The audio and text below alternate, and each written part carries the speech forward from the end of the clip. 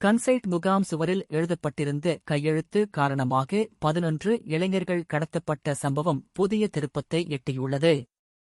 2008 மற்றும் 2009 ஆண்டுகளில் கொழும்பு மற்றும் அதன் புறநகர் பகுதிகளில் இருந்து கப்பம் பெறும் நோக்கில் 11 இளைஞர்கள் கடத்தப்பட்டு காணாமல் ஆக்கப்பட்ட சம்பவம் தொடர்பில் குற்றப்புலனாய்வு திணைக்களத்தினால் மேற்கொள்ளப்பட்ட விசாரணைகளில் திருகோணமலை கடற்படைக்கு சொந்தமான கன்சைட் முகாம் தொடர்பில் மிகவும் தீர்க்கமான பல தகவல்கள் அம்பலமாகியுள்ளன.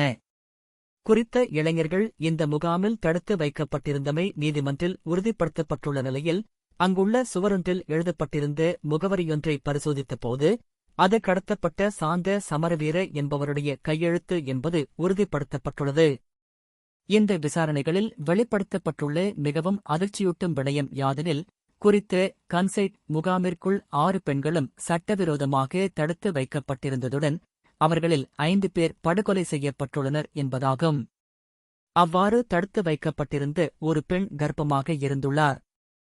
அவரை விடுவித்தால் கடற்படையினர் மீது குற்றச்சாட்டுகள் முன்வைக்கப்படலாம் என்ற அச்சத்திலேயே இக்கொலை செய்யப்பட்டுள்ளதாக குற்றப்புலனாய்வு திணைக்களம் கண்டறிந்துள்ளது.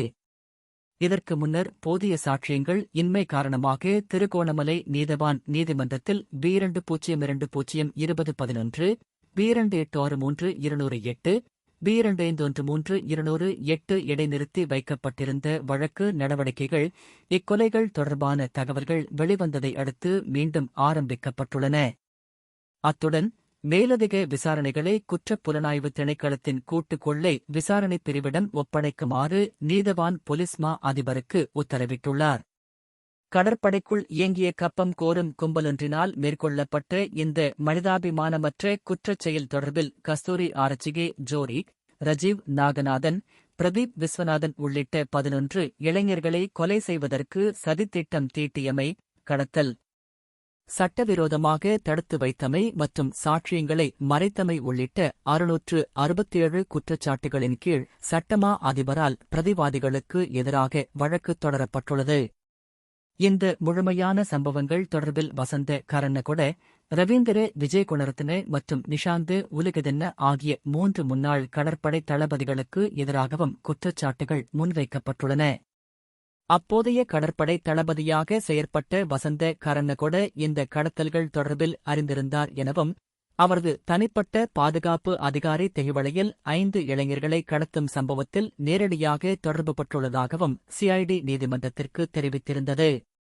அவருக்கு எதிராக ஆரம்பத்தில் குற்றப்பத்திரிகை தாக்கல் செய்யப்பட்ட போதிலும் பின்னர் சட்டமா அதிபரால் அவர் வழக்கிலிருந்து விடுவிக்கப்பட்டார்.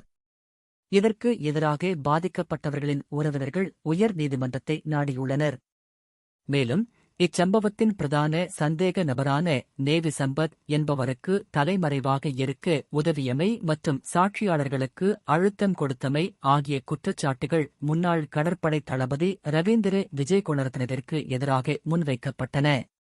பொல்கஹவல நீதவான் நீதிமன்றத்தில் விசாரிக்கப்பட்டு வரும் சாந்த சமரவீரவை கடத்தி படுகொலை செய்த சம்பவம் தொடர்பில் கடற்படை அதிகாரி சுமித் ரணசிங்கவுடன் முன்னாள் கடற்படை தளபதிகளில் ஒருவரான நிஷாந்த் உலகதென்னவும் கைது செய்யப்பட்டார்.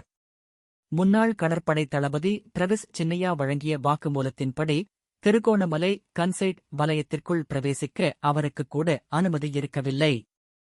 அதன் முழுமையான கட்டுப்பாட்டை வசந்த கரன்னகொடவின் தனிப்பட்ட உதவியாளராக செயற்பட்ட டி.கே.பி. தசநாயக்கவே தன்வசம் வைத்திருந்தார். இதற்கு முன்னர் கோட்டாபய ராஜபக்ஷவின் ஆட்சிக் காலத்தில் ஸ்தாபிக்கப்பட்ட அரசியல் பழிவாங்கல்கள் தொடர்பான ஆணைக்குழு இந்த வழக்கு விசாரணைகளை நிறுத்துமாறு பரிந்துரை செய்த போதிலும் எழுந்த பாரிய மக்கள் எதிர்ப்பு காரணமாக அந்த பரிந்துரைகளை வாபஸ் பெற வேண்டிய நிலை ஏற்பட்டது. இந்த தொடர் குற்றச் செயல்கள் தொடர்பான மேலதிக விசாரணைகள் தொடர்ந்தும் முன்னெடுக்கப்பட்டு வருவதுடன் இதனுடன் தொடர்புடைய மேலும் பல கடற்படை அதிகாரிகள் எதிர்காலத்தில் கைது செய்யப்பட உள்ளதாக தெரிவிக்கப்படுகிறது.